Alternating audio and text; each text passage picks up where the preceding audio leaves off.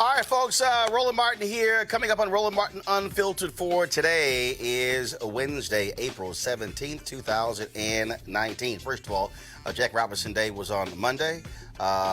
Brooklyn Dodgers, I chose to rock the Kansas City Monarchs, the team he played for the Negro Leagues before he went to play for the Dodgers. So that's how we do that. So that's why I'm rocking this today for Jackie. All right, folks, Texas Tech University dropping race is a factor in medical school and other admissions. Well, that's also because the Trump administration has been pushing schools to do so. We'll talk with the president of the National Medical Association about that, as well as this measles epidemic happening around the country because all these damn white folks won't get their kids vaccinated. This ain't black people, y'all. White folks causing this problem. We'll break it all down with Neva Lubin Johnson. Also in Michigan, officials say the Flint water is safe, but an investigative reporter found the test might have been fudged. We'll talk with that reporter live right here on Roland Martin Unfiltered. A college student in New York, black, racially profiled. First of all, the video is amazing. This stuff don't happen to white people. It just doesn't. This is what it means to be black in America. Wait till we show you the video of what happened in New York. Also, the folks at Now This put together this amazing mashup of comments that Fox News had to say about President Barack Obama. Oh, and wait till we play it for you. Just imagine if they said those things about Donald Trump. You will get an absolute laugh out of the stuff you hear compared to the praise and adulation they give the orange one today. Also, Time Magazine's out with their 100 list, the Time 100 list, and a number of African Americans are honored, including Desmond Meade, the brother behind Amendment 4 in Florida, granting voting rights to the formerly incarcerated. Also, black workers got an average weekly raise of less than $1 a year over the last 12, lower than any other group. But y'all know the Trump people keep saying black folks should just be happy because unemployment is so low. Let's talk about those wages. And also, Nipsey Hussle created more than 40,000 jobs. A person online put together this financial impact of Nipsey Hussle, and it was an amazing breakdown. We'll show it for you. And also, why are Republicans in Kentucky scared of Congresswoman Alexandria Ocasio-Cortez? One of them invited her to come talk to coal workers, and then he thought she was going to say no. Then she said yes. Now he's trying to move the goalpost. Oh, I can't wait to break this whole thing down for y'all. And then a fellow Republican in Kentucky even admitted she's really smart. Like really, really smart. So we might want to be careful. Oh my God. Just call today's show The Laughing Show. It's time to bring the funk on Roland Martin Unfiltered. Let's go. He's got it. Whatever the best, he's on it. Whatever it is, he's got the scoop, the fact, the find. And when it breaks, he's right on time and it's rolling. Best believe he's knowing. Putting it down from sports to news to politics. With entertainment just for kicks, he's rolling. It's on go, y'all. It's Roland Martin, Rolling with Roland now. He's funky, he's fresh, he's real, the best, you know he's Roland Martin now.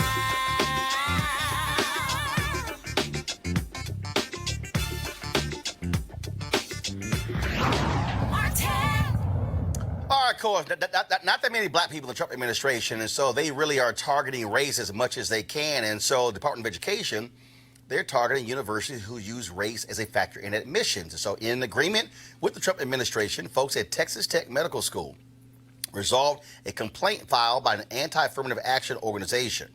They announced they will no longer be using race to factor in when it comes to admissions. What the hell? The National Medical Association, the largest organization of African-American doctors, they obviously say that's BS. Joining us right now is Dr. Neva Lubin Johnson, president of the National Medical Association. Doc, how you doing? I'm doing great, Roland. How are you doing this evening? Doing good. So just your thoughts about this decision not to use race in admissions in the Texas Tech Medical School. Well, Roland, we find this decision, my new favorite word with this administration is deplorable. And so I'm using it once again for one of their actions. I feel like that they drank the Kool-Aid because they voluntarily chose to do this. what's remarkable is that this is your home state of Texas, where there are, more persons of color almost than not. And so for a university health sciences system to make this decision is just mind-boggling. Texas Tech Health Sciences has 5 health professional schools, and they will no longer use race in admissions for those schools. Now, again, first of all, Texas Tech, way the hell out in West Texas. So it's not like it's in one of the urban centers, but it's not like we have a whole lot of black doctors in the first place. That's correct. I mean, we are, 13, 14, 15% of the population, but we're maybe 4 to 5% of the physicians in the country. And let's face it, I, along with many others, don't look at affirmative action or, considering race as being something, that's a plus. I really consider it as something that's for, payback for what we've gone through, a means of reparations almost. And so this decision by them to eliminate race as one of those criteria is very disturbing. All right, let's talk about this whole issue with the measles. Of course, pretty much it was eradicated more than 2 decades ago. Now we're seeing this dramatic response, about 600 cases every single, about 600 cases, more and more each week. You got folks declaring public health disaster. All of this because of these anti-vaccine people. And this is largely led by white folks, okay? Black folks are getting their kids immunized. And this whole fear against autism and things along those lines. And, I mean, really, these people have no idea what they are doing to public health in America. Roland, measles is one of the most contagious illnesses that there is. One person being exposed could lead to 90 people being infected. It's an airborne disease, and it's very serious if someone who's unvaccinated gets it. Children end up with serious complications if they're unvaccinated 5% of the time. That's a lot. And adults can have problems too if they run up against an infection and they have no immunity for it. And the problem is you don't even know if somebody is vaccinated or not, and they're walking around, getting on planes, going to concerts, going to movies, and you have no idea. Definitely, you have no idea. And the thing about getting measles is that you start being symptomatic 4 days before you get a rash.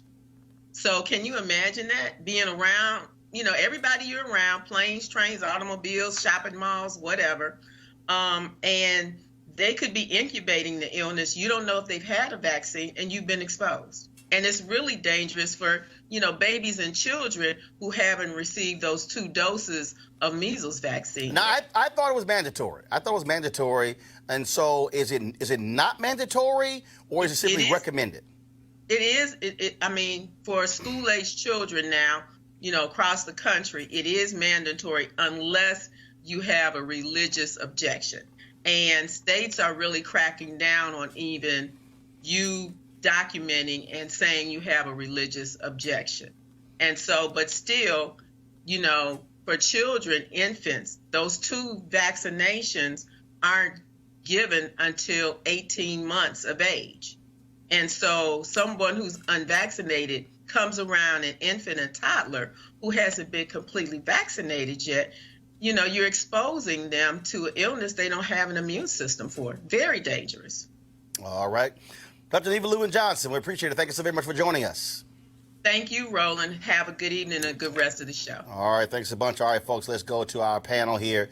Talk about this craziness. Eugene Craig, CEO, Eugene Craig Organization. Also, we have Johanna LeBlanc, National Security and Foreign Affairs Legal Analyst. Robert Patillo, Civil Rights Attorney.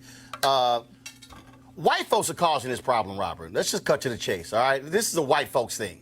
Well, this is what happens when internet conspiracies go too far. We think the flat Earth people are, goofy and funny. We think that the Pizzagate people are a joke, but the anti-vaxxers are right along with that. People who reject medical science, who reject common sense. And this is how pandemics get started. When you bring a foreign disease into a population which has no natural immunity against it. So it's very important for us to spread public health and scientific knowledge, not simply internet conspiracy and rumors, because by doing so, you put the entire public at risk. And look, I totally understand the concern, the parents who've had kids with autism. But the reality is we still don't know what causes autism. You have these people who say, oh, it has to be the vaccine. Some have said that, look, their children were fine before they got vaccinated and something happened afterwards. But they're putting other people's lives at risk with this. That's what's crazy to me. Anyone y'all can jump in? Hey, anytime.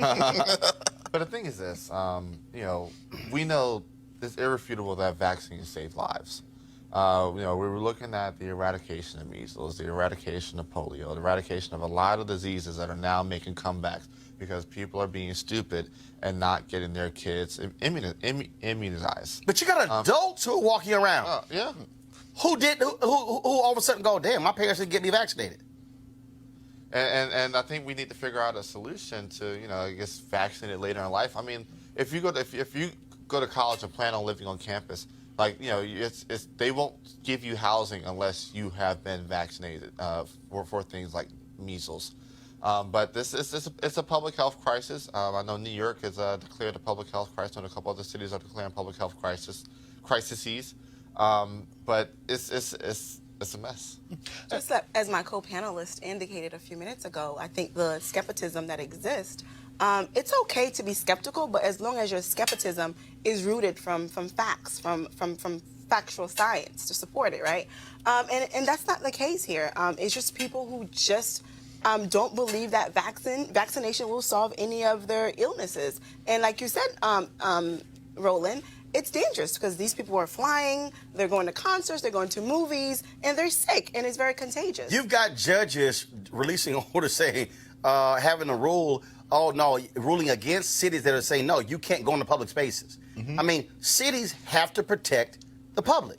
But then again, you also have the religious exemption, as Dr. Johnson indicated. So sometimes I understand that there are people, just because they don't want to take the vaccination, they would just claim the religious exemption. But is it truly, are they really not taking the vaccination because there's a religious purpose behind it, or just because they don't want to do it? That's the question. You claim a religious exemption. I think I'm all for the First Amendment. Absolutely. And fully.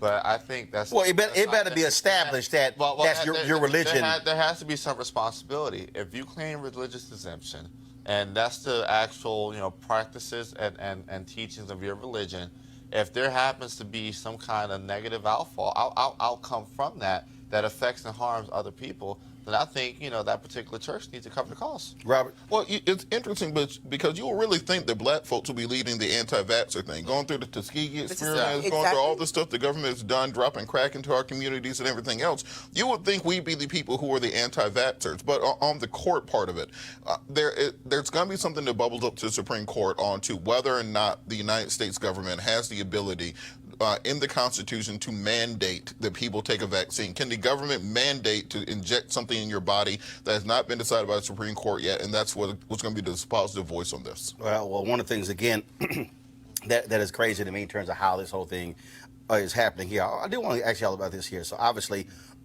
all this response to Notre Dame, church being catching on fire. Now Donald Trump is saying he's going to personally donate.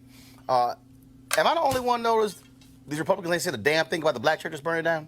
Not 3 black churches burned in Louisiana. Damn thing. And all the comments about what's happening in France. How about y'all pay attention to churches in America? I mean, anyone? Noted that God bless the French folk. It was a tragic accident. It is an accident. It wasn't something like what happened in Louisiana where it was intentional. Right. Here you have the son of a deputy sheriff. Yeah. White supremacist burns 3 churches down. Nothing. Glenn Beck trying to blame Muslims for what took place. Dinesh D'Souza, all of these people out here, nothing. But I'm just saying, it's really interesting.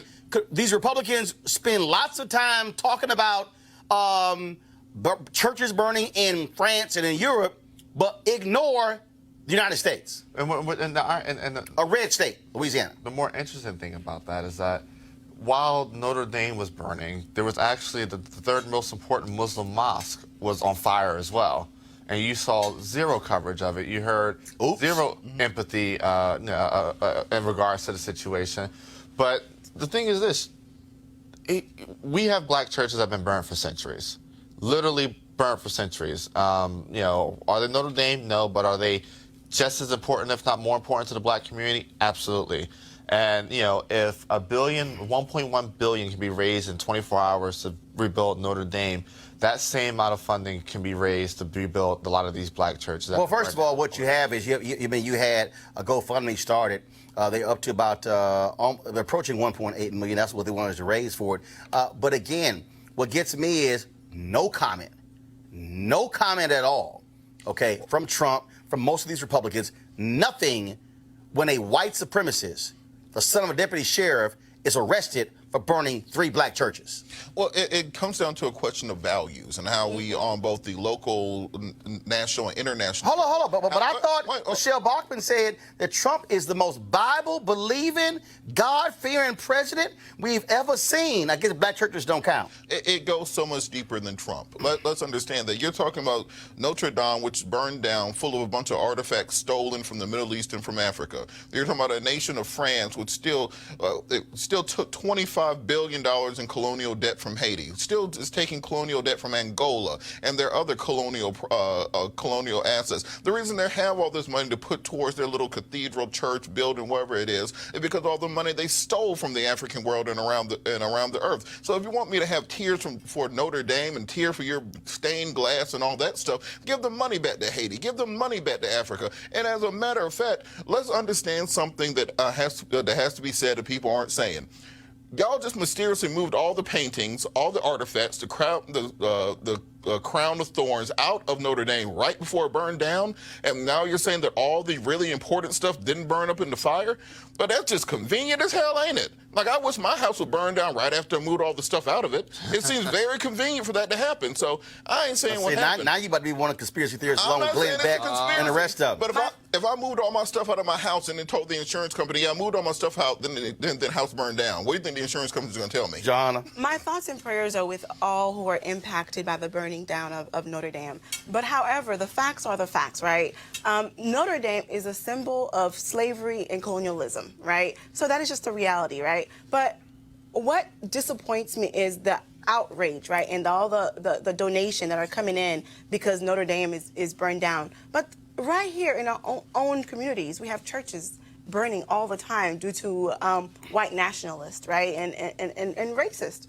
To be frank, but where are those tears, right? And again, I'm not saying that we're not supposed to feel about what happened with Notre Dame. We're not supposed to reach out. We're not supposed to send out our letters of pain and sorrow. But what I'm saying is that as a society, what do we really value, right? Is Notre Dame is Notre Dame more valuable than the black churches here in America that have been burned down by white nationalists? Henry, go to my iPad, please. And so, again, the GoFundMe campaign for those black churches, the total goal is $1.8 million. They've raised so far $1.5 million. 28,155 people have donated to that particular cause. Again, there were 3 historically black churches that were burned down in the St. Landry Parish in Louisiana. So if you go to GoFundMe, just type in 7th District Baptist Church Fires St. Landry,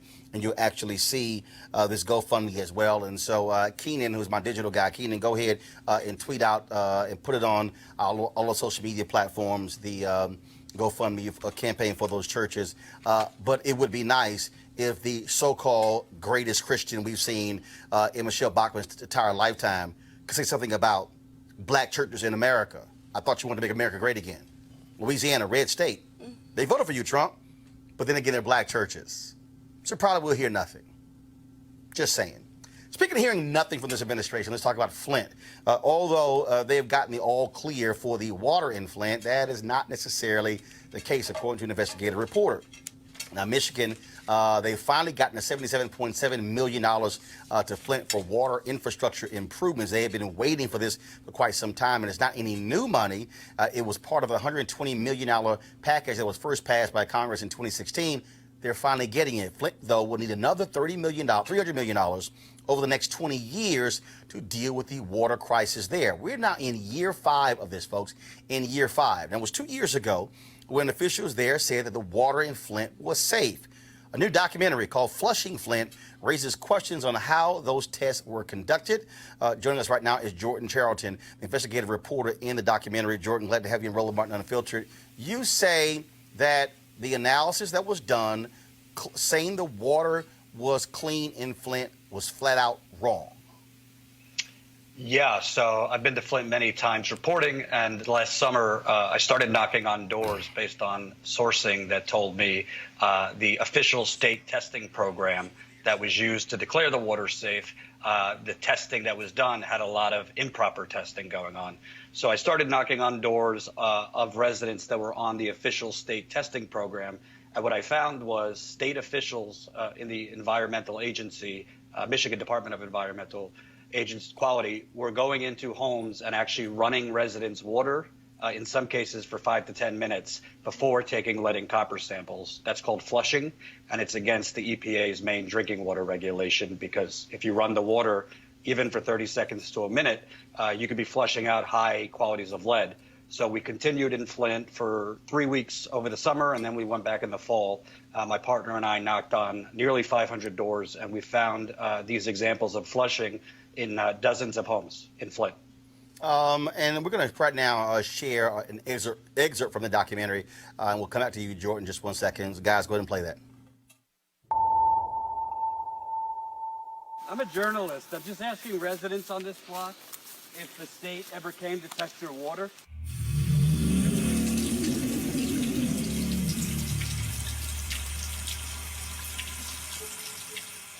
They told me they needed to go to the kitchen sink. That's where they went. They turned the water on, let it run for, like I said, like a minute, and collected their sample. Your results are interesting because 15 parts per billion is the limit. So them telling you to let the water run for that long, that's probably why you were getting such low results. When they did it, do you remember if they turned the water on and took the sample right away, or did they let it run first? They let it run a while.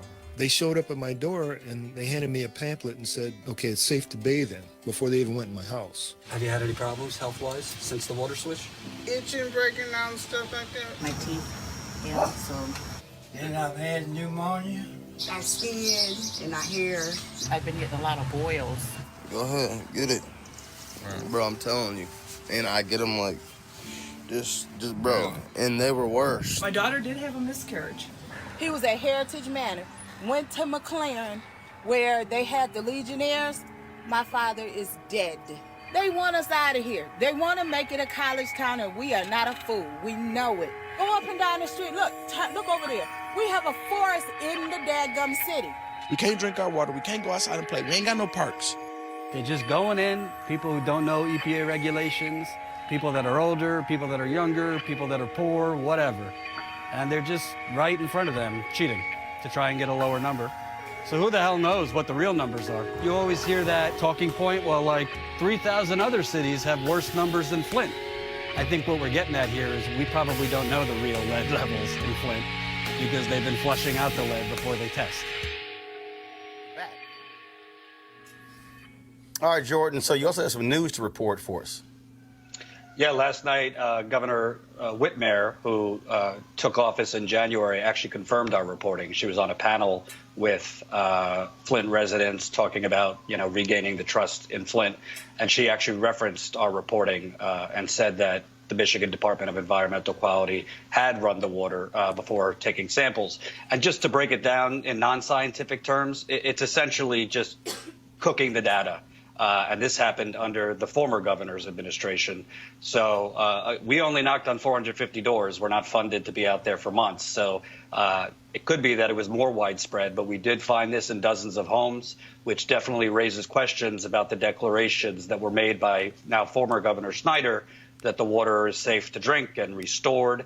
And you'll see in the documentary, I mean, people, it's not like 5 years ago. People are still currently getting rashes from that water, losing hair. I saw a 1-year-old African-American baby. The family had just moved into the home that month.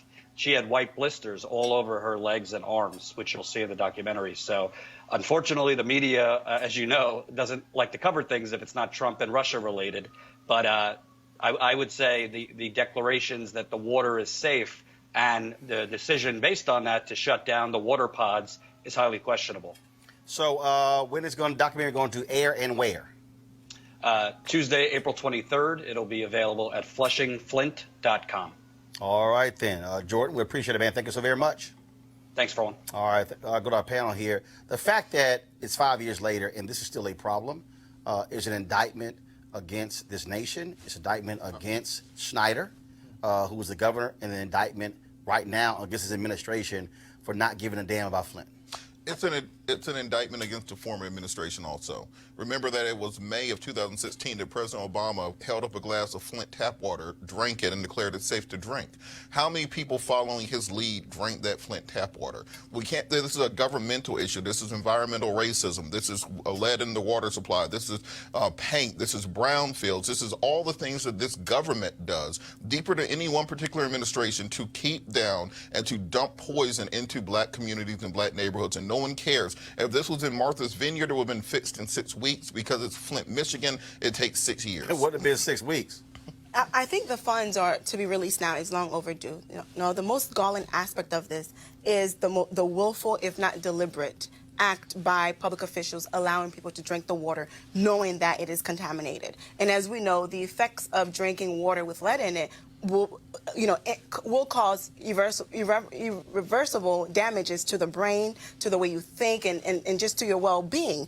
But the fact of the matter is, when it comes to environmental racism, it is an issue in the black community. It exists, and it's a civil rights issue that, as members of society, we have to bring it to the forefront, right? But when you are trying to survive every day, right, you're trying to dodge bullets, you're trying to not get killed when you get stopped by the police officer, then environmental racism is not the first thing on your priority, which is why people are saying, why isn't it that environmental racism is an issue that black folks talk about all the time? Well, we do. It's just that we have so many other issues within our community that we have to work on that environmental racism sometimes tends to be at the very bottom. Eugene. The thing is this. We as a country have a $4 trillion per year budget. We just gave $12 billion in reparations to farmers that were hurt by the Trump administration's trade Largely policies. white farmers. Largely white farmers. Mm-hmm. Democrats now control Congress. For the last couple of years... No, I control the House. Well, they control the House, but they have budgetary control. Mm-hmm. For the last couple of years, they've been shut out. I think part of this year's budget that comes to the Appropriations Committee, there needs to... That $300 million shouldn't have to wait for 20 years. You could put it on the table now.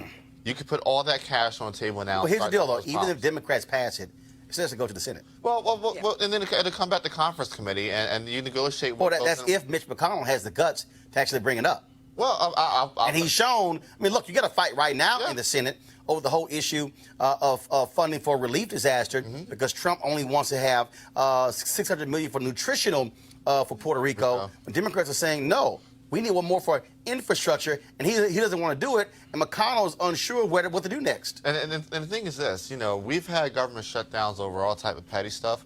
I think, if, an impasse does happen, at least to a government shutdown over funding, I think, it is a noble situation to shut the government down over black and brown issues. This to me is why Dr. King had wanted the Poor People's Campaign in 1968 to bring them to the nation's capital. This is where, this is the only way these folks are going to listen if you have mass action against politicians who do nothing, Robert. Yeah, and I think it's crucial also. We got 20 folks running for president on the Democratic side of the aisle. Shouldn't one of them think they can walk into South Carolina and get the black vote without having a clearly articulated message, policy proposals, not pie in the sky, we're going to help everybody. What are you going to do to solve environmental racism? Places like Flint, every time you see a black neighborhood that's under power lines, and then you wonder why the cancer rate is triple there than it is anywhere else in the community. We have to hold their feet to the fire. Yeah, but you also have people who are moderating these town halls don't really give a damn about these very issues. That's part of the problem because you don't get these questions that are being raised. Environmental racism is definitely not the first priority for this administration, and I don't think the previous administration either, just to be honest. And the Supreme Court has made it even more difficult to even prove environmental racism. You almost, if you're going to sue an entity or an organization for environmental racism, you almost have to find a memo on the desk of the CEO saying that we are doing this specifically to target this group of people. They have made it extremely difficult, the Supreme Court, which is why we have to pay attention who gets appointed to the Supreme Court. I got you. Hey, folks, black people are always saying that they never get called about polls. Monmouth dropped their new poll. Actually, I got called on this one. Their national poll, Donald Trump, his approval rating is 40%, down 4 points from March. Disapproval, 54%, up 3 points. Approved, disapproved by party. 83-13, Republican. Independents, 40-49. Democrats, 7-92. Now, first of all, I'm trying to understand this poll. So are they saying that they approve of Republicans 83-13 and disapprove of Democrats 92-7? Not quite sure, but the Trump approval numbers are real clear. He's in trouble. If he's losing 13% of Republicans, and we're not even in a full election cycle where that power can go up to 20%, that's real electoral trouble right there. What? I said if he's losing 13% of Republicans now, right? And we're not even, we haven't hit 2020 yet. That could very well go up to 20%, maybe 25%, depending on a Bill Weld or a Larry Hogan that gets into a race. And to have independents at 49 disapprove, 40 approve. That's also a critical issue. And look, he's also down, John. He's down in Wisconsin, Michigan, Pennsylvania, double digits. Yep. Here's my position on this, right? Yes, the numbers do count, but let's go back when President Trump ran for the presidency. The numbers that media showed us showed that he was not going to win. There was no hope. So I think that people. No. Hold up. No. This is what was shown. This is what I said for 60 days. Okay. Polling data is based upon past markers, who voted in the past. No poll can predict a dramatic increase of voters who had not voted before.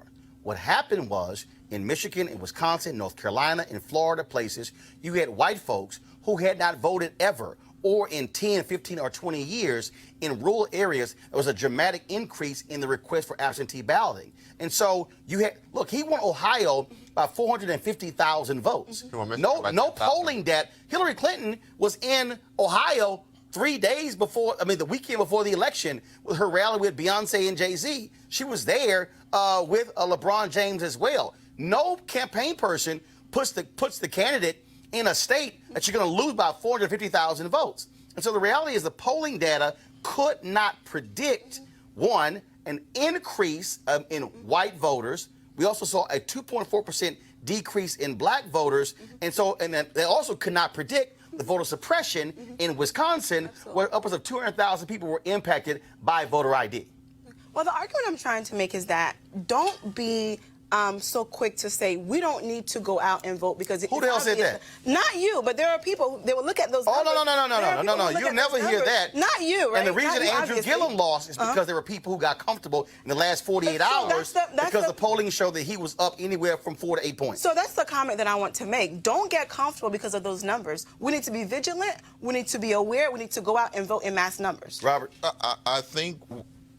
Basically, a big part of what she was saying, I think we have to piggyback on that and understand. Look at Bill Clinton's numbers in 1995 heading into the 1996 election. His numbers were right about where Trump was, bouncing between 40 and 46%. He was coming off of scandals. He was coming off of investigations, Whitewater, the land deal. And what he was able to do was take a fractured Republican field. People weren't really that behind Dole. And then he was able to keep pushing his message, co-opting Republican messaging in order to push it to the finish line. So when people look at these numbers saying, well, Trump is in trouble, just look at the numbers from 96 and you realize that Trump could still pull this out, particularly when you have the circular firing squad and the Democratic primary trying to kill each other. I'll say it right here. There's no way Trump pulls this out. Trump had a miracle in 2016. He ran against the perfect person he could beat, who was hated. I told you the story of being in a bar in Chicago where there's white guys like, okay, I don't like Trump, I don't like Clinton. I said, man, look, pull a sheet of paper out, write down your top 10 issues.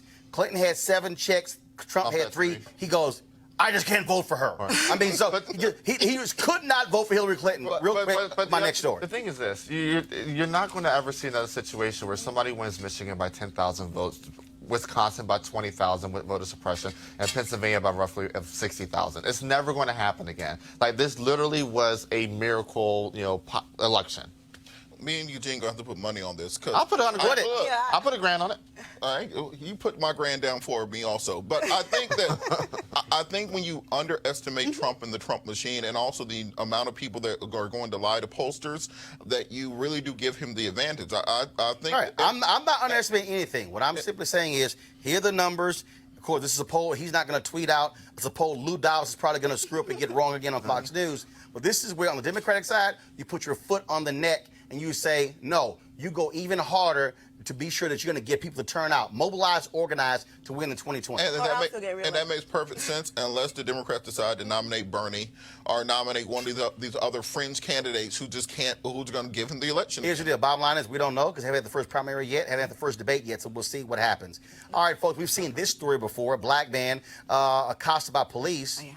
Not going to happen to white folks. Security at Columbia University in New York City detained and restrained a Columbia student at Barnard College. Now, Barnard is a women's college affiliated with Columbia. They are allowed to actually use their library. Alexander McNabb is a Columbia student. He was looking to eat at Barnard. Columbia students are allowed to use Barnard facilities, I guess, unless you're black. You have no reason. You have no right to touch me. Take your hands off me. You gotta take your hands off me. You gotta take your hands off me. Take your hands off me. Take your body off me. I did not touch anybody. I didn't violate anybody. Why are your hands off me? Take your hands off of me. Take your hands off of me. Why are you touching me? Take your hands off of me. Let's walk outside. Let me show you my ID. You want to see my ID? Yeah. I'm a Columbia University student. You see this? That's me. This is the third time Body Public Safety has chased me down. Walk outside. And you put your hands on me. I didn't touch any of you. Walk outside. To be ashamed of yourself. Walk outside. I'm not walking outside. I'm a Columbia University student. You saw my ID. Give me my ID back. I'm going to hold on to your ID. No, I need my ID. I'm going to hold on to your ID. Give me my ID back, sir. Excuse me. Hold on. Excuse me. This is my ID. I'm going to back. Walk outside. No, we're not talking outside. Come on. No, because you don't want to make a scene. You're talking right here. You want to talk to me right here. I'm a Columbia University student. I have a right to be in this building. Okay, we're going to find out if you're a student. You saw my ID. What else do you need to see? Well, let's see if you're an active student. You see my ID right now. Right. Stand your thing. I'm a student here. This is ridiculous. You put your hands on me. A school is hiring an independent investigator to look at the incident. Officers involved and their supervisor have been placed on administrative leave. There are a number of white students who said that they have walked in that facility, have never been checked for ID. But the brother, he's been checked. This is what it means when you're black. Johnny, go ahead. Yeah, unfortunately, when you're black in America and things like this happen, you always have to wonder, did my race play a role in it? Hell yes. Hell yes. When a white dude and 4 cops show up, including somebody's black, hell yes. And not only that, he's going to check the ID. If I got an ID, first of all, I ain't been to college in a while, but the damn ID has a date on it. It has a semester on it. So to say I'm looking at it, but let me go check, what, he's got a counterfeit ID? Really? Really? Well, I also on that point, same thing happened to me in law school one time. You're sitting there, you got a hoodie on, you're studying for finals, and next there's 3 cops around you. One, well, if you're a white cop, please stop going with the bald-headed look. Like, you got to stop shaving your head, because it looks like 4 skinheads dragging a black guy off. Not a good look to start with. But also, schools have to work on this. They have to work on sensitivity training. They have to work on diversity training. Oh, but here's the deal. Check everybody's ID.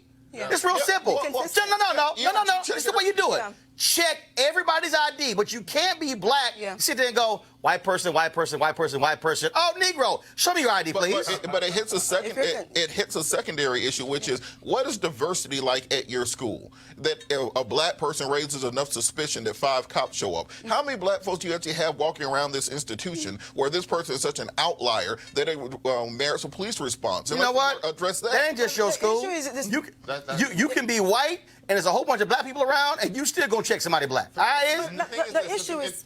The thing is this, Skip Gates, the renowned, professor at Harvard University, dealt with this exact same thing that led to a beer summit. I mean, this is something that is systemic among, in academia. This is something that's systemic among, particularly in the Ivy space of academia. I do think that, there's something that has to be dealt with. Maybe these colleges need to start getting sued to get their endowments hit. I don't know what it's going to take, but, it has to stop. Another element of this is that as a person of color, you're just not expected to be in certain places. No, not a person of color, black. So therefore, not a person of color, black. They take Indians and Asians. So when you're black, when you're a person of color, there are certain spaces that you're not expecting. Black. I don't say a person of color. Black. Martin. No. As black people, we need to sometimes stop this person of color stuff. No, this is black. Asians don't deal with this. They people of color. Indians and Pakistanis don't deal with this. But black people deal with it. That's why we got to be specific. Black. And Mexican. Black. They'll drag your Mexican ass out, too. Yeah, okay. That's ICE. That wasn't ICE. Sorry, y'all. Video news website Now This took some complaints Fox News had about President Barack Obama, and they asked, what if Fox News covered Donald Trump the same way they covered Obama? Okay, I need to prepare y'all right now for absolute laughter. Okay, so if you got any issues, you might pee on yourself, turn away. But I'm telling y'all right now, this is utterly hilarious. Press play. What is wrong with this president? How dumb is he? The purpose of a journalist is to hold people in power accountable. Now, we're going to vet the president. We're going to talk about his vacation, his golfing. 2 golf outings for the president cost $2.9 million. That alone is amazing. Should a president, the leader of the free world, be on a social network tweeting? No. He's kind of a celebrity president. He's kind of like Ryan Seacrest. This is a president who does not really know what he wants to do. He simply wants to be popular with everybody, every audience before which he stands. The president seems almost obsessed with cable TV, or am I wrong? This is a president who rules by executive authority, executive action. When he's not doing executive actions, he's out on the golf course. The president heads to Florida for a boys' weekend of golf. Yes, this president is the beneficiary of the vision and the action of his predecessor. The rule used to be a sitting president doesn't criticize his predecessor, especially by name. Has any president in your lifetime taken on this kind of tone, this kind of harshness, either towards his predecessor or towards a single media outlet? I've never seen this before. Without the teleprompter, the president doesn't know exactly what to do correctly. The president's budget that he gave today, all right, doesn't cut any deficit. It increases the debt. For the man who said we have to get our deficit under control, he's not doing it. It's like golf, Mr. President. You play a lot of that. He's certainly not acting like the most transparent president in history, is he, Juan? What's in those records that you don't want us to know about? Once again, he's pandering to the worst regimes and thugs and dictators. This is a president that is acting like a dictator. This is a president who is ignoring the rule of law and siding with lawbreakers. This is a president now who's demonstrated that he will lie to push through a program. Once the president tweets it, then it becomes canon. Oh, that's a fact. The president says it's a fact. He's in love with campaigning. He's going to fundraisers tonight. He achieved that significant accomplishment earlier today while vacationing in Florida on your dime. This president and the people around him are convinced that God has anointed him to fix everything in one fell swoop. That's not how American politics work. That's not how life works. This is a president who has become known, I think, to the public as a blamer. He never makes any concessions. He always treats his opponents as though they're enemies. We have a president who can never admit he's wrong. He's so insecure and vain at the same time. He doesn't realize that the president has that power to set a tone and other people follow it. What he's really trying to do is to divide the country and to get his people to turn out to vote. He simply doesn't like being mocked. Maybe he's a little thin-skinned. I've been saying, Mr. President, put your pants on, sit at the table, man up. Skip the trash talk. It only diminishes the office of the president. If you want to work with somebody, you don't call them names. This is a very quick and easy, cheap way to score political points, but it's a terrible, corrosive way for a president of the United States to govern a country. Why don't you talk in an aspirational way to people and be more positive and more uplifting? Mr. President, you need to stop acting like a schoolyard bully and start acting like the leader of the free world. Mr. President, everyone is laughing at us. You're like a schoolyard bully. No one's afraid of you. Putin sure as hell isn't. With all due respect, Mr. President, maybe it is time you stop looking at a TV tuned to Fox and looked in a mirror tuned to, I don't know, you. Thank you very much. And thank you, Mr. President, for watching tonight. Now, the glaring double standard that exists here is nothing short of incredible. I think Piero's going to spit out her gap filler. Remember when that happened on live television and it fell out her mouth? Hilarious. Google it. Trust me. It's hilarious. Eugene, truly embarrassing if you're Fox News. Yeah, it is embarrassing. I mean, every last one of that, every second of that clip, of that video could be applied to Trump. And, you know, Fox News has embarrassed themselves. You know, it's going to be interesting to see what happens over the next couple of years. Because eventually advertisers are going to start pulling out. They're already pulling their dollars, but, you know, the pressure is mounting on them. You know, they're giving credence and credibility to folk like Dinesh D'Souza that are now, you know, comparing, you know, Representative Omar to terrorist sympathizers. Well, the thing is, it's very simple. It's literally 180 degrees, and you got to feel stupid to see that video and go, wow, I'm sucking up to Trump, and nearly everything I said about Obama, I refuse to say about Donald Trump. I think what we're seeing here with the media is part of No, not the media. Fox News. With Fox News sometimes, right? But other networks as well. I would disagree with that, Roland. Fox News. I think, well, Fox News and other networks, I think they play the partisan game. What other networks? Other networks such as CNN and other networks, they do play the partisan game. There's no network that is a complete 180-degree turn than Fox News. Perhaps not 180 degree, but I will say that like what, 90, 45? Media outlets do play the partisan game. And No. We're not discussing partisan game. What we're discussing is literally criticizing Obama about playing golf and saying nothing about Trump when Trump does it. Criticizing Obama saying dictator. He loves hanging with dictators. Trump praises dictators, Robert. Well, look, you can like praise. Look, exactly. Like my friend, my boy, my lover. I mean, he praises the North Korea leader. But look, just as she said, you can pull the same picture of Obama sitting there with Castro holding hands at a baseball game. And you don't see anything from CNN or from MSNBC or all the late night shows. Never discussed it? They did not discuss it the way they talk about Trump with Kim Jong-un. They criticized Trump for everything he does. What photo of Obama holding hands with Castro? There's a photo of Obama and Raul Castro holding his hand up like this. No, you mean when they were at the Organization of American States, when Obama shook his hand and then Castro lifted his hand, and Obama did not want to embarrass himself in the country by jerking his hand back? He shouldn't have been. He shouldn't have been down there meeting with Castro. No, that's not. No, I'm sorry. No, Robert. He was not meeting with Castro. It was the Organization of American States. It was those entities that are part of the Western Hemisphere. Exactly. He should have been there. But he was down there shaking hands, giving legitimacy to a dictator. No, he was actually doing no. That's not what that was. If that's the case, why does Trump meet with Kim Jong-un? Why does Trump meet with the Saudis, who by all means is a dictatorship? And why did Fox News criticize Obama for saying, "Why are you meeting with our sworn enemies?"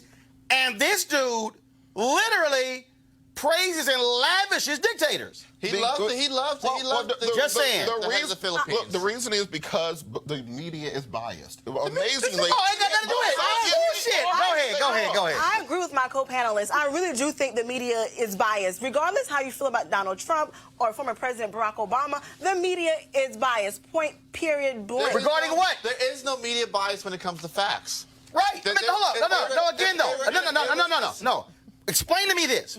Fox News literally says, how dare you want to meet with the leaders of Iran? How dare you want to meet with Castro or Venezuela leader? Over here, Trump sucks up to Putin, sucks up to North Korean leader, sucks up to the guy in the Philippines. And what do they say? Oh, my goodness, he's strong. That's a leader. Seriously? Seriously, that's media bias. But look, at the same time, you can pull for every clip you can pull of Trump, you can pull another clip of Obama doing pretty much the same thing. No, you can't. It's an American. No, you can't. Party issue. No, you cannot. First of all, let's be clear. Obama criticized Fox News, wasn't afraid to go on. Did interviews with Bill O'Reilly. Did interviews with others. Trump. Last time he sat down with MSNBC and CNN. I'll wait. I'll wait. I'll wait. I'm going to have that information for you, but I want to make another point. Where is it? I want to make another point. The media does a really good job at highlighting everything that President Trump does. You know why? Because Trump is good for TV, regardless how you feel about Trump. I'm fully aware of that. There are a lot of shows that are on air today because of Trump's presidency. I'm fully aware of that. But what I'm telling you is, when you have a network that sucks up to anything Trump does, and they criticize Obama for wearing a tan suit, but at the same for wearing a helmet, riding a bike. Think about this. This is the same network that praises Reagan. This is the same network that praises American conservative values. that is literally giving cover to Trump meeting with North Korea and lifting sanctions on North Korea. Giving Trump cover for lifting sanctions on Russia potentially. This is the same network. On one end, we have Newt Gingrich, rendezvous with destiny, Ronald Reagan, the legacy of Ronald Reagan, giving all types of cover to Donald Trump. Beyond level. Final comment, go. When President Obama said he would meet with North Korea with no preconditions, the entire media said he was insane. No, you're wrong. The entire media didn't say that. There were people in the media who actually said that was fine. The time media did not condemn it. People saying that he was showing political naivete, and those same people. Let me ask you a question: what's more dangerous, North Korea or Iran? Well, Iran, as it stands right now, what's more dangerous? As it stands right now, all right, you're a foreign policy expert. Which one is it? It depends. Okay, all right, okay, gotcha. This conversation depends. There are different elements you have to look at. Yeah, I got you. But then Trump is looking at any of those elements because he can't read. All right, y'all. Time 100. They recognize a variety of folks, of course, who do some great things. The 100 most influential people in the world. 19 black folks are on the list. We have pioneers: Marlon James, Chrissy Teigen, Fred Swaniker, Lynn Nottage, artist Dwayne Johnson, Regina King, Khaled, Mahershala Ali, Dream Hampton, icons Michelle Obama, Spike Lee, Caster Semenya, Titans LeBron James, Gayle King, Tiger Woods, and Pat McGrath. I'm not sure about this actual list. Leaders Cyril, Abiy Ahmad, Desmond Meade. Now, of course, we've been covering Desmond Meade for years. This is what Stacey Abrams wrote about him. Check the box and you lose the ability to secure a job, rent an apartment, or get a loan. The formerly incarcerated, returning citizens often face a cruel irony in America. Having paid their debt to society, too many are banned from the ballot box that could help them dismantle policy that essentially extend their sentences. She was, of course, praising Desmond Meade for what he did by, of course, leading the effort to get more than 1.4 million folks in Florida the right to vote. Even the Republicans there are doing their best to actually keep them from actually voting. That's what Republicans keep doing all across the country. Matter of fact, I was just reading a story today where in Missouri, guess what? The voters there actually passed an initiative to redraw districts. Republicans want to actually change the whole deal. Yeah. Same thing in Michigan and in Utah and North Carolina. What is it? I thought Republicans loved local rule, except when they don't like the results. Just saying. All right, folks. A lot of folks are still, of course, talking about the death of Nipsey Hussle. And there's a young sister, Simi W., who was a data journalist. And she wrote a story about all of Nipsey Hussle's investments in businesses' interests. Now, check this out. According to Simi, Hussle hired or impacted more than 40,000 people. And the projected value of his investments made between 2013 and 2019 was $210 million. $210 million. Guys, pull the graphic up on your end, please. And I mean, this is really interesting. You see this graphic here. Okay. So what I'm going to do here is I'm actually going to zoom in on this to show you again the impact of this. So when you go in this particular graphic, what she says that people hired assisted impacted 41,369. He invested in Invest, a blockchain-based music app, launched Our Opportunity, a coalition dedicated to developing properties and revamping neighborhoods across multiple cities, part of a bid to acquire the Viceroy Santa Monica, a luxury resort. But his business partner tweeted that they actually have partners in the opening of a Virgin Resort there in Las Vegas. Co-founded a STEM Academy with plans to expand across 3 cities. Active role in establishing Destination Crenshaw, a 1.3-mile public art space honoring LA's Black heritage set to open in 2020. And then also introduced Proud to Pay model, earning an estimated $1.5 million in independent artists. The figure does not include merchandise or touring. Remember, he also owned all of his masters. Reopened World on Wheels, the roller rink initially damaged during the 1992 LA riots. Set up partnership with Fatburger, where employees wore uniforms branded with his clothing label's Crenshaw logo. And established Steve's Barbershop in honor of his friend and business partner who died from gun violence. In Puma and the Marathon Clothing set to launch in fall 2019, secured an ownership stake in Filecoin, an Amsterdam-based cryptocurrency platform. Total projected value of investments for community tech lifestyle ventures, $210,413,500. Also, there were a lot of people out there, including some celebrities, who were setting up GoFundMe accounts for his children. His family has put a kibosh on that, saying Hussle also took care of his kids by establishing trust, and they said those kids will be well taken care of for the rest of their lives. The sad part, folks, is that, again, 33 years old, he's dead due to gun violence, and all of this impact, all of these amazing things he was doing, frankly, goes to waste. Sure, he started those things, but not being able to see those things through and being able to have the capital to also to fund those things. That's why I keep saying we have to deal with this self-hate, with the deal with this whole toxicity when it comes to another man calling you out, and then the only way to resolve differences is to actually get a gun and kill somebody. And I think on that same point, it's really important that looking at this graph of hustle, let's figure out what it is in our hip-hop community, our mass culture community, where we can't celebrate that while he's still alive. Why is it every song has to be about drugs and violence and guns and women and cars? Why can't he just rap about all the businesses he's doing? And also, we need to support the people who are doing this while they're still alive. Killer Mike, David Banner, T.I., Ludacris are all doing ventures like this in their own communities. And it seems that we don't want to point them out or celebrate them until something tragic happens. Actually, we do, but the reality is we also know why people love to watch mess as opposed to what's positive. Eugene? Well, the thing is this. You know, as somebody that indulges in a lot of hip-hop media, the hip-hop community has actually, you know, spent a lot of time praising Nipsey while he was alive.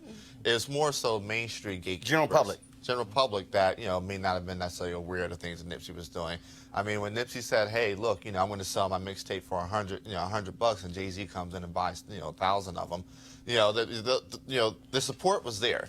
But what he was working on with things like Vest, I mean, I have the app, and it literally gives artists opportunity to monetize their own work and to sell, you know, part of their ownership to you know, raise funds. I think it's important that, you know, when some of us make it, right, we use some of that money to rebuild our communities, and that's what Nipsey, that's what this young man did. He used the money that he earned from the support of society to make his communities a much better place. And not only him, but there are countless others who are doing the same thing in our communities, like you, Roland Martin, giving us a platform to discuss our views. And these things are important when it comes to getting paid and having wages. We'll talk about that next. Absolutely. Roll it.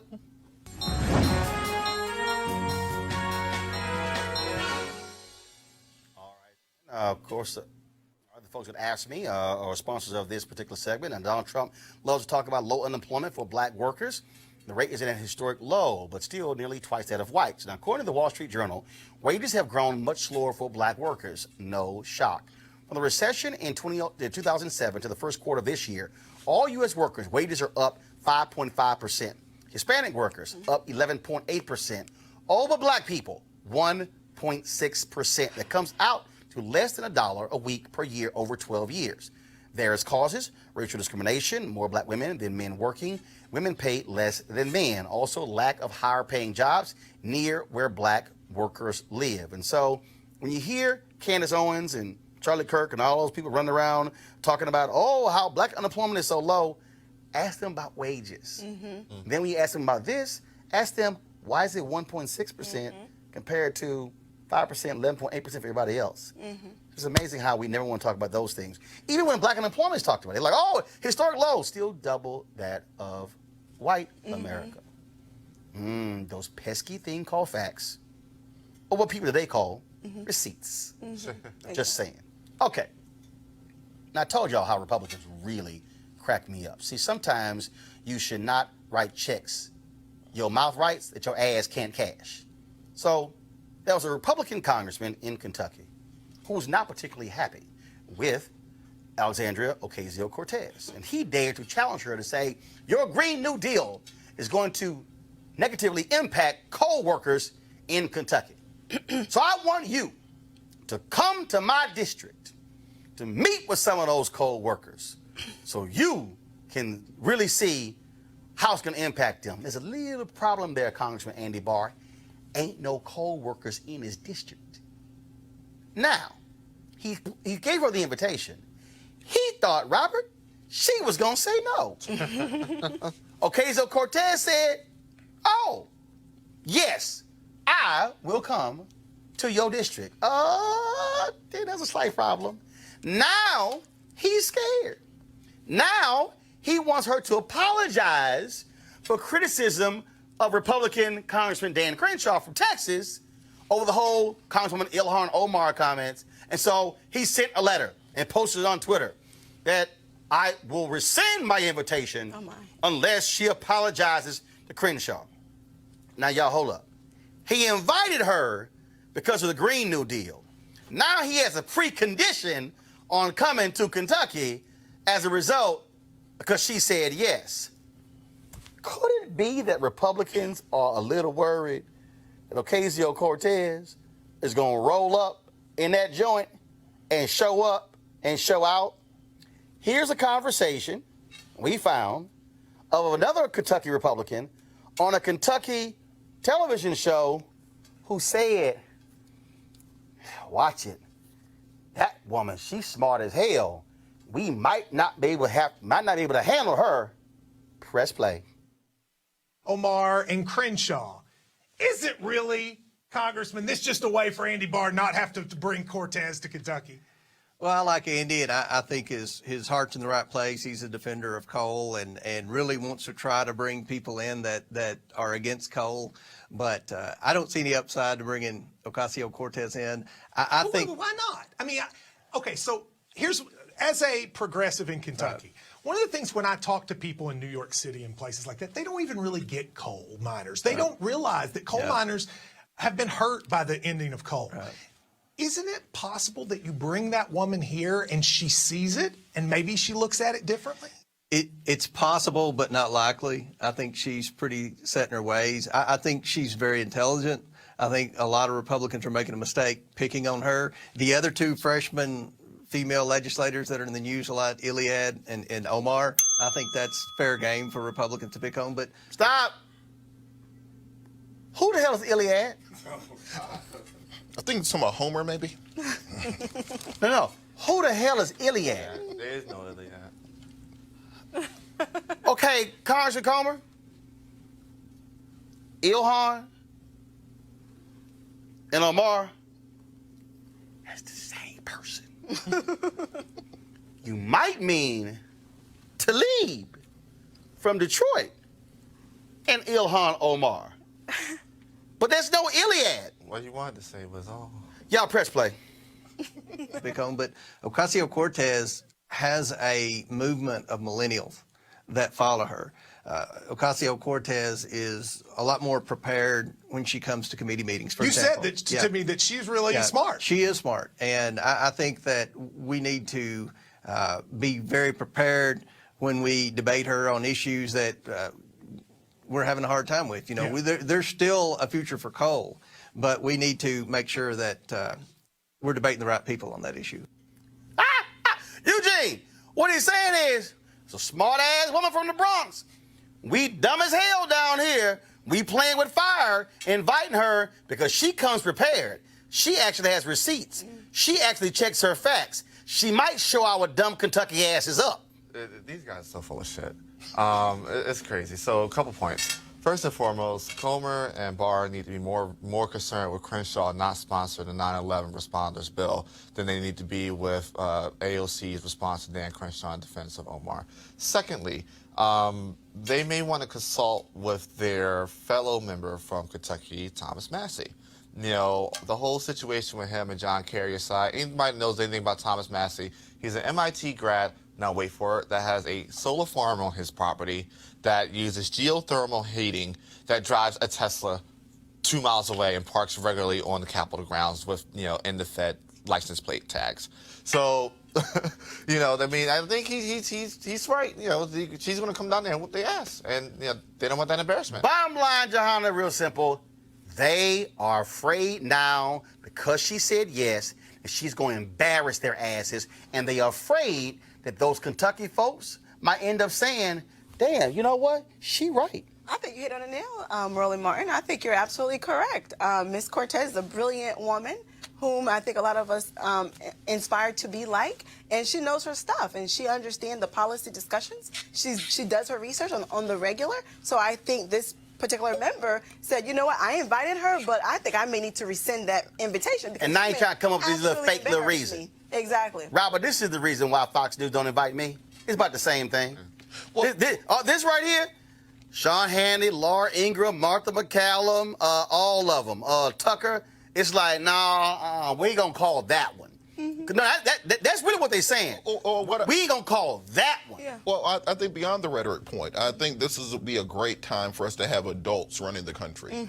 Because instead of them arguing about who's going to say what, who's smarter than this, let's understand that the environmental impact of pollution has to be dealt with. And I don't care if it's a Green New Deal, a Red New Deal, a Purple New Deal. If you work in a coal mine and there's a way to not have you working in a coal mine and still make the same amount of money, let's do that. If there's a way to stop having fracking, to stop pouring sludge into our rivers, let's do that. And people in rural America, in red state America, if you depend on hunting and fishing and ranching and you have 100 acres of land, you want that land to be clean. So clearly both parties can work together. We just had people stop being so damn stupid for 5 minutes. What you have here, and let's just be real honest, and this is the fear.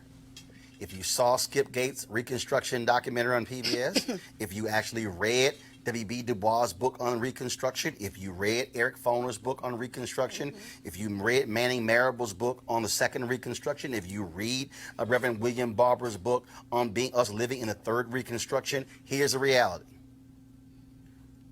People in power who are white do not want poor whites to have knowledge. Let me say it again. White folks in power during Reconstruction, it was the plantation owners. They did not want freed slaves to connect with poor whites because guess what? If you actually study your history, the quality of life for poor whites got better as a result of Reconstruction. When black people went into state legislatures, they began to pass laws. They passed in the South publicly financed education. Poor whites started getting educated. And it was the rich white folks who said, no, we can't have this. The diversity in Congress as a result of Cortez, of Ayanna Pressley, Johanna Hayes, Ilhan Omar, Tlaib, and others, what it is doing, it is causing a different perspective of America. And you got these white Republicans who are going, now we don't want them rolling up talking to these poor white people because guess what? It's going to resonate. Why do you think Donald Trump is so angry at Fox News because of the Senator Bernie Sanders town hall? Because in that room in Pennsylvania, where guess what?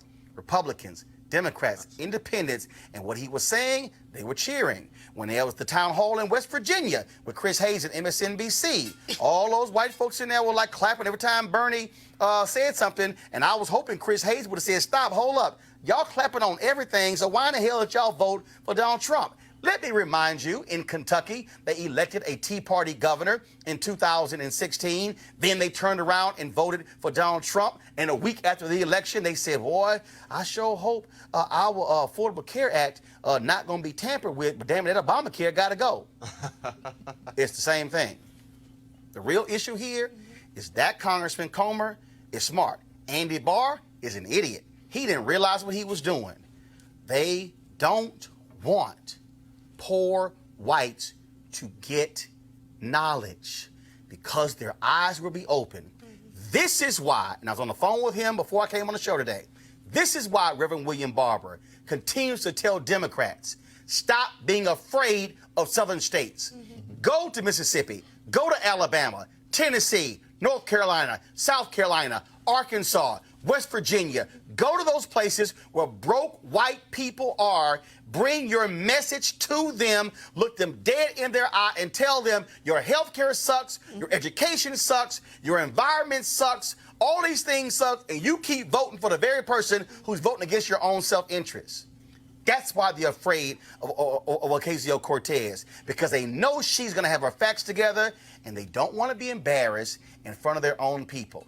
I say, Congresswoman Ocasio-Cortez, if Barr has the audacity to rescind your invitation, damn it, go there anyway. Go to his home district. Damn it, go to his precinct and meet with his own voters and say, I dare you to come out of hiding and come stand next to me.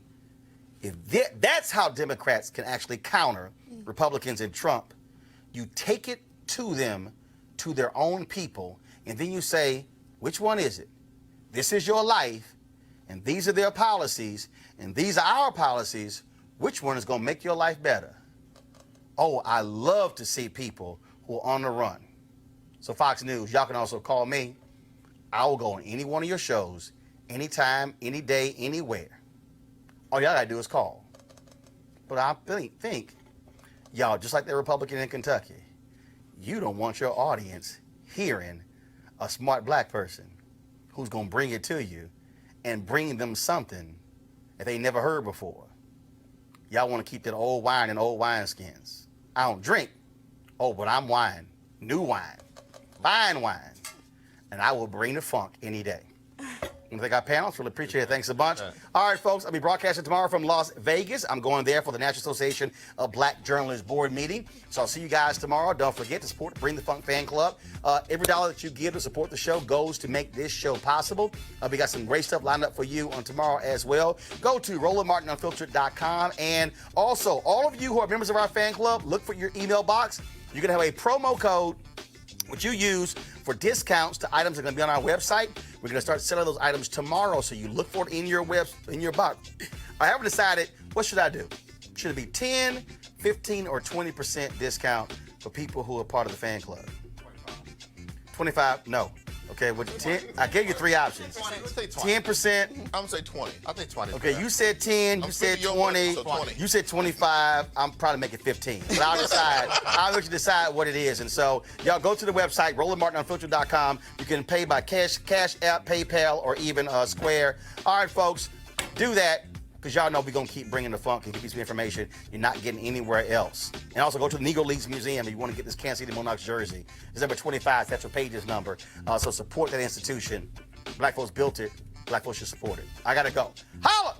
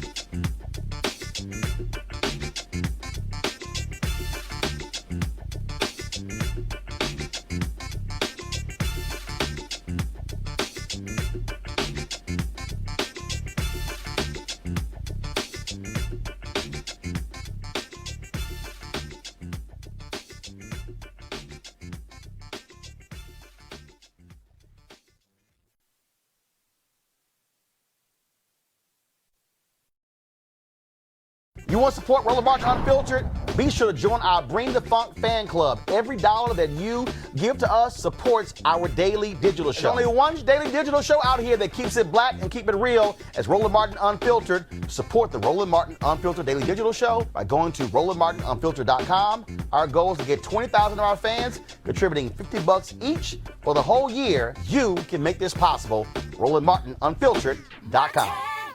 Hey fam, want to check out Roland Martin Unfiltered, the blackest show on all of digital, cable, and broadcast. Check out our audio podcast.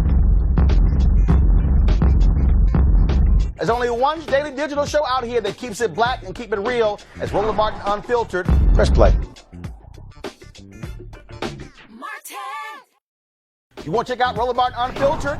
YouTube.com/Roland S. Martin. And subscribe to our YouTube channel. There's only one daily digital show out here that keeps it black and keep it real. It's Roland Martin Unfiltered. See that name right there? Roland Martin Unfiltered. Like, share, and subscribe to our YouTube channel. That's YouTube.com/Roland S. Martin. And don't forget to turn on your notifications so when we go live, you'll know it.